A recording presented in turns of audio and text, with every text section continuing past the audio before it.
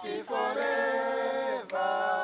Solidarity forever.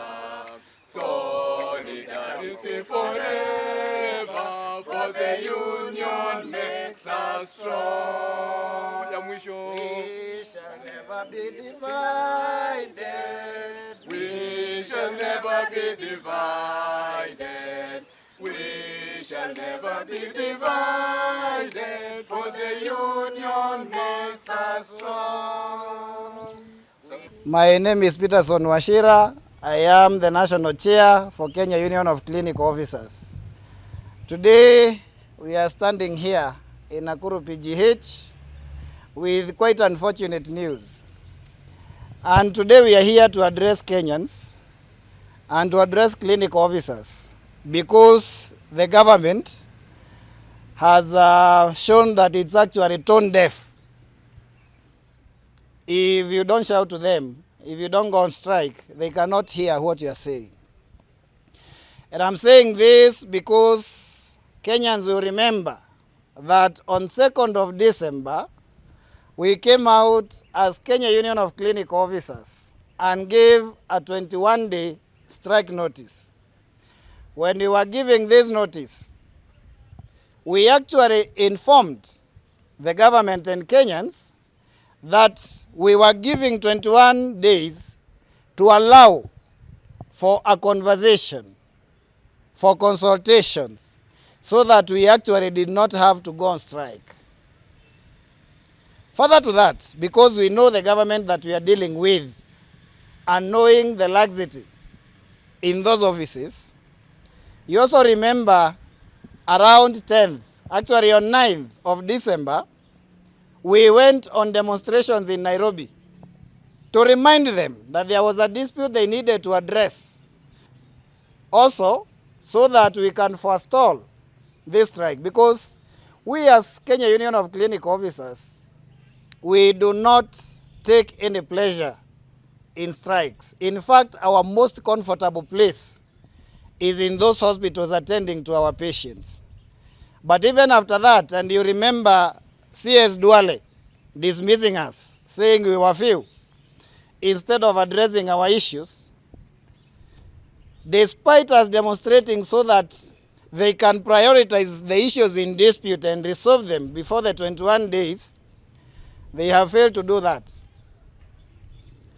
And so that Kenyans understand sometimes the precarious situation we find ourselves in, the issue in dispute, one of them is collective bargaining agreement. The collective bargaining agreement is a subject to 2 sets of court orders. On August of 2023, Judge Bairam Ongaya of the Employment and Labor Relations Court directed that by December of 2023, we were supposed to have concluded our collective bargaining agreement. That did not happen. And that led to the strike that we went for last year for more than 100 days. And that was the longest strike in the history of clinical medicine in this country. The strike also ended with another court order midwifed by the court that had directed us through a consent to ensure that we have concluded the CBA by 1st of October 2024. We met with both Council of Governors and the Ministry. We negotiated, even agreed to extend that timeline to December 2024. After that, for the Council of Governors and the county governments, we tried doing correspondences so that we can come back to the table, resume the process, and ensure that we have concluded the CBA in line with what we had agreed and the direction of the court. But the Council of Governors that was tasked to ensure that that coordination is done to negotiate centrally did not answer even one of the many correspondences we did to them. On the side of the Ministry of Health, we continued very well, and around August, we concluded the negotiations on the CBA, and we got all the approvals from the Treasury and the SRC, But since September, when we were supposed to sign, the CS has not found time or has been adamant to sign. And you can imagine this situation, because it is good that Kenyans understand our situation. We have concluded the negotiation for a CBA. SRC has approved, because in other circumstances they usually cite SRC as not approved, and it's a constitutional body. In this case, the CBA we have with the Ministry of Health, all the approvals are there.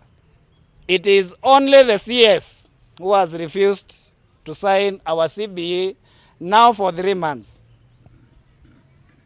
So now you understand why we have no other option as clinical officers other than go on strike.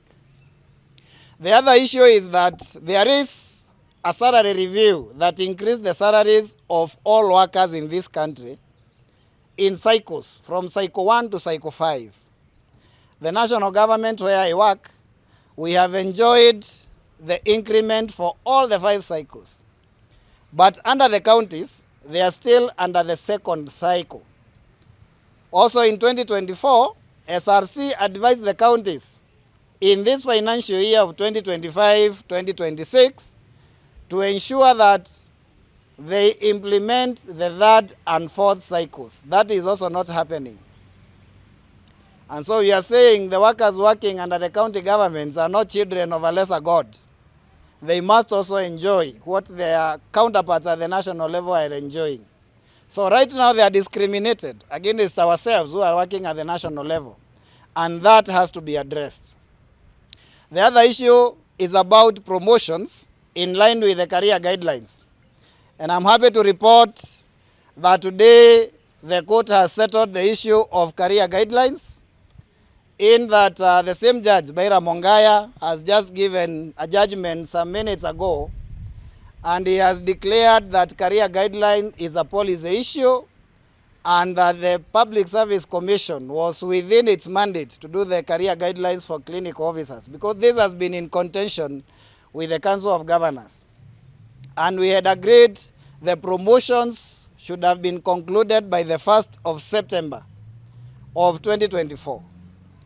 The issue of UHC, the Global Fund, the COVID-19 contracts is an issue that we saw being addressed under the summit, where the President and the governors met on 10th, and the resolution was that a framework be fast-tracked between the Public Service Commission, the Ministry of Health, the Council of Governors, to ensure that a smooth transition, an expedited transition, happens to ensure that the UHC and the COVID-19 and the Global Fund are converted into permanent and pensionable terms. But the unfortunate news we have today for Kenyans is that their government has refused to listen to reason. We have given them time, but they have taken us for granted. And so from Tuesday, 23rd, that is next week, all clinical officers working in public sector, whether under national government or the county governments, will not be at the workplace because the government has pushed us there. And I want to repeat that this is a strike that has been necessitated purely by the government officer, and specifically the county governments and the Ministry of Health, because of their laxity. And especially, I must say today, that we are really disappointed with the Ministry of Health, and especially with our CS Duale. And I remember when the CS came into the Ministry of Health, he said that he wanted to permanently address the human resource issues there. I want to pose a question to him. If you have a CBA that resolves human resource issues for clinical officers, and you are sitting on a document that only requires your signature without any explanation, is that being true to the principle that you articulated very well to Kenyans when you are coming to office.